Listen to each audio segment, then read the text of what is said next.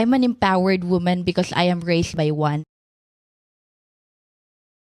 Yeah, my mom raised me nga siya lang. She's a single parent. Growing up, sir, I really saw the struggles of my mom making ends meet because we are not from a wealthy family, from a comfortable family. Up until now, I'm from a kanang humble lang nga family maka-sustain sa daily needs. Well, sa una gani, dili pa gyud inana nga maglugos pa nga masustain ang everyday nga needs. Kanang I saw my mom nga siya gyud ang nag-sacrifice sa tanan. Kung balagon sa nga trabaho, basta kay decent lang, iyan ang sudlan para mapadako ko nga who I am right now. So, looking back at those, when I won the crown, I really dedicated the win to her because after all, I am this empowered. I really tried to get that crown, not just for myself, but also to thank her. And I want to make her proud in everything I do. That's why when I join pageants, when I join competitions, or when I do something, I really put my heart into it because I always think that this is not for myself. This is for my mom. Kay my achievements is a reflection of how she giunsa ko niya pagpadako. Kay